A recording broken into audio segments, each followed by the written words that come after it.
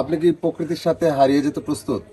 আর আজকে আমি এসেছি এমন একটা রিসোর্টে যেখানে প্রকৃতি এবং বিলাসিতার একটা মেলবন্ধন তৈরি হয়েছে আর কি। আর লেবু এবং আনারস বাগানের মাঝখানে এই অনন্য রিসোর্টে আপনি কখন প্রকৃতির সাথে হারিয়ে যাবেন আপনি নিজেই বুঝতে পারবেন না। সো চলেন ব্লগ শুরু করি। রোদেলা ইকো রিসোর্ট, এই সুন্দর রিসোর্টের প্রবেশপথে প্রথমেই চোখে পড়বে টিলার উপর নির্মিত মাটির ঘরগুলো, আর চারপাশে আনারস ও লেবুর বাগান। চারদিকে শুধু সবুজ আর সবুজ। এখানে পা রাখলে একটা অন্যরকম শান্তি আর সতেজতার অনুভূতি পাবেন।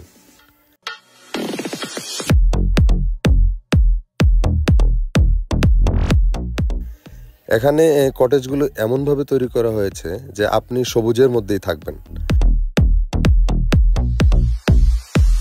তাছাড়া প্রতিটা কটেজেই আছে বড় বড় জানালা, যেখান থেকে আপনি লেবু আর আনারস বাগানের সৌন্দর্য সহজেই উপভোগ করতে পারবেন। প্রিমিয়াম ভিলার প্রতিটি ঘরের সঙ্গে রয়েছে নিজস্ব সুইমিং পুল, যা একদম সকালে ঘুম থেকে উঠে এখানে একটা ডুব দেওয়ার অনুভূতি সত্যিই অসাধারণ। এবার আপনাদের নিয়ে আসি রিসোর্টের আরেকটি বিশেষ জায়গায়, আনারস আর লেবুর বাগান। এখানে আপনি ইচ্ছে মতো ঘুরে বেড়াতে পারবেন, চাইলে তাজা আনারস আর লেবু সংগ্রহ করতে পারবেন। এই তাজা ফলগুলো এখানকার রেস্টুরেন্টের খাবার মেনুতেও ব্যবহার করা হয়। প্রকৃতির কোলে এক টুকরা শান্তির জায়গা রোদেলা ইকো রিসোর্ট। যদি আপনি একঘেয়ে জীবন থেকে একটু বিরতি নিতে চান তাহলে এই জায়গাটা আপনার জন্য একদম আদর্শ। তো আমি এখন দাঁড়িয়ে আছি রোদেলা ইকো রিসোর্টের তত্ত্বাবধায়ক ছোটন হক ভাইয়ের সামনে। তো চলুন এই রোদেলা ইকো রিসোর্ট সম্পর্কে বাকি গল্প শুনে নেই ছোটন ভাইয়ের মুখ থেকে। আমাদের এই রোদেলা রিসোর্টের পিছনে একটা কাহিনী আজকে শেয়ার করি। আমরা চাইছিলাম যেটা যে আমাদের পাহাড়ের উপরে নিজেদের থাকার একটা জায়গা হবে, প্লাস সবাইকে আমরা পাহাড়ের উপর রাখবো। আর পাহাড়ের পরিবেশটা এরকম হবে, ওই এলাকার স্থানীয় যে নেচার, এই নেচারের মধ্যেই মনে করেন যে আমরা কিছু কটেজ করব, এই নেচারের মধ্যেই সবাই থাকবে। মানে ওইটাকে আর আমরা আর্টিফিশিয়াল কিছু করবো না। তো আমরা যখন এই লেবু আনারস বাগান এগুলো পাইলাম, আমরা এদেরকে এদের মধ্যেই রাখলাম। এর মধ্যেই ধরেন যে কিছু কিছু জায়গা আমরা ইউজ করলাম রেস্টুরেন্ট, কটেজ করার জন্য।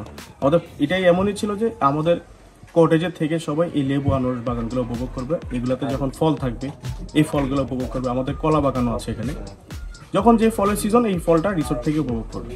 তো আমাদের এই ড্রিমটা এখন আলহামদুলিল্লাহ সাকসেসের পথে। আমরা এই রোদেলা ইকো রিসোর্টটা এখন ওপেন করেছি।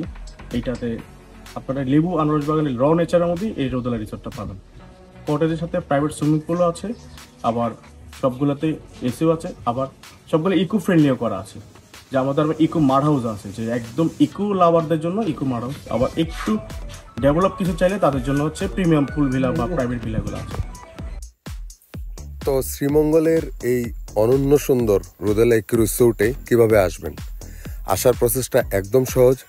আপনি ট্রেনে বা বাসে শ্রীমঙ্গল পৌঁছে যে কোনো ধরনের যানবাহন নিয়ে স্ক্রিনে দেওয়া ফোন নম্বরে যোগাযোগ করে অথবা ভিডিওর ডিসক্রিপশনে দেয়া রিসোর্টের ফেসবুক পেজে ক্লিক করে চলে আসতে পারবেন রোদেলা ইকো রিসোর্টে।